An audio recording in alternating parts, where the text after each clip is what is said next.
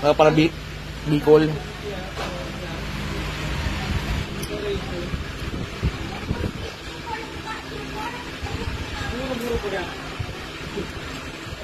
Ang problema, mali naman yung turo sa kanya.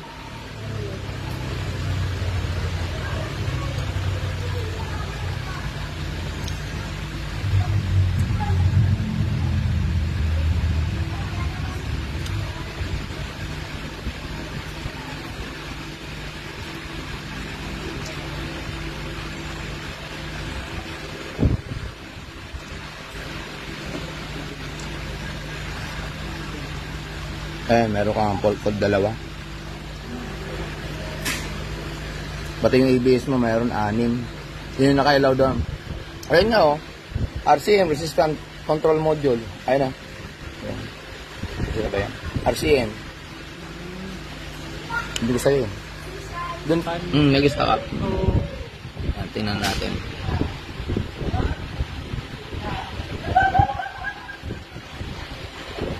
A on, engine off. Hindi naman magsisinungaling scanner. Kita yan dyan. Kahit buray na ng iba yan. Ay, nag-iba.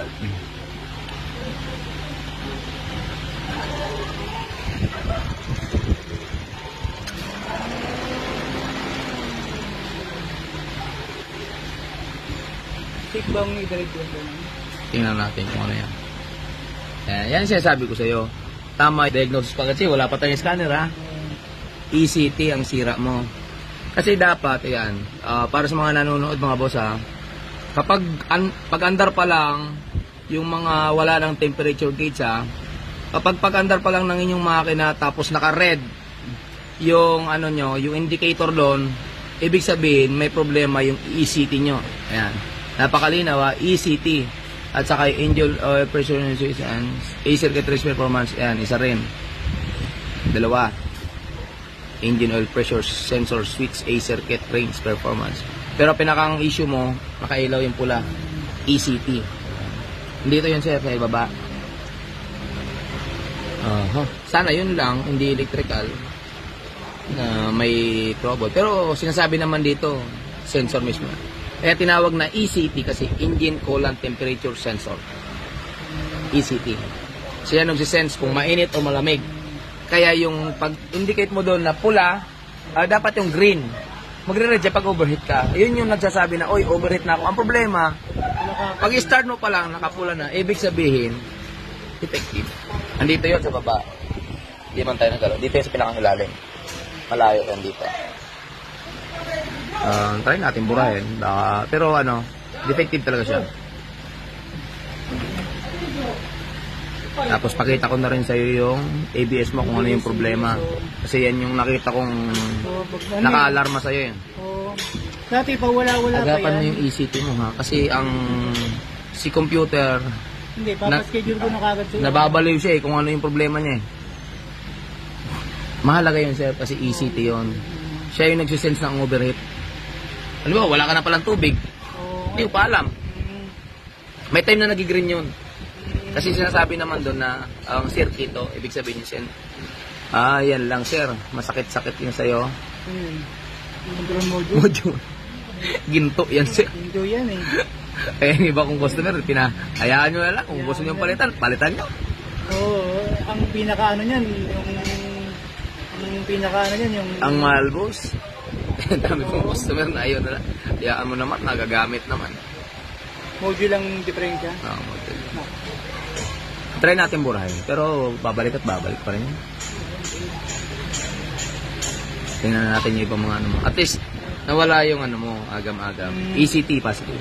Hindi pa nga ini-scan na nasabi ko na sa'yo Kasi kami ang tanong, mamamaneho ko ba yun? Mamaya. Park input circuit. Invalid regulatory control module power. Wala naman yan sa transmission. Clear ko na lang ha para wala ka ng i-check din natin itong BCM.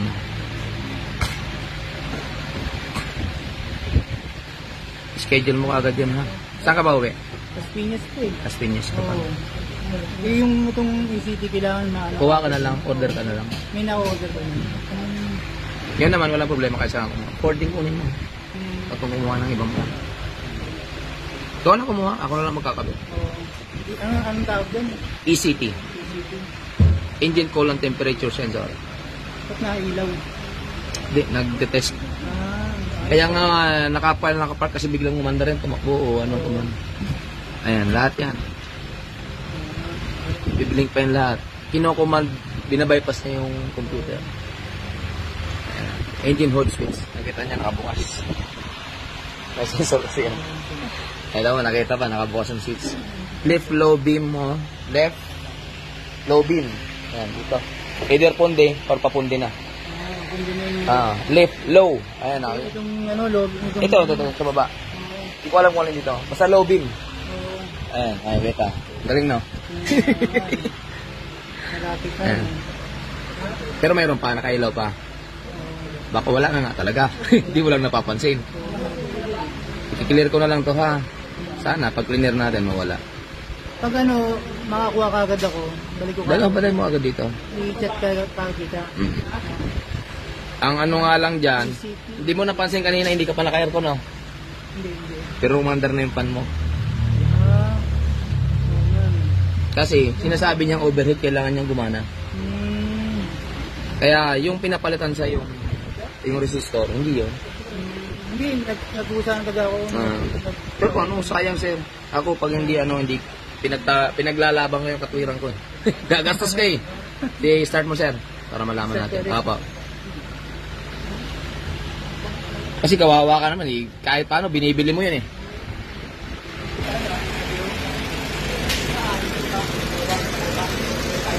Yan, 4D ko sport ito mga boss. Yung nakaka-encounter dyan ng pag-andar bigla o nakailaw sa dashboard. Ayan. Pasyal nyo lang mga boss, diagnose natin kung ano yan. Mura lang yung diagnosis natin dito. Pag-abot sa scanner, halagang 500 mga boss, malalaman nyo na yun. Wala na tayong 151525 o kung magkano pa man. Pasyal lang kayo din sa amin. Search nyo lang Waze or Google Maps, Almar Outdoor. 4D ko sport.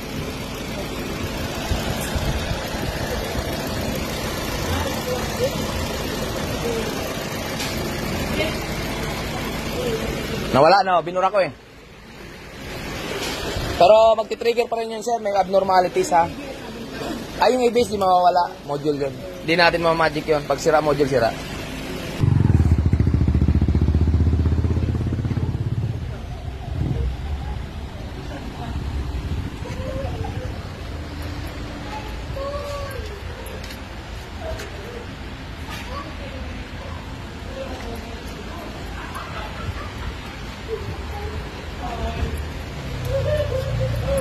Lugaw na sir eh.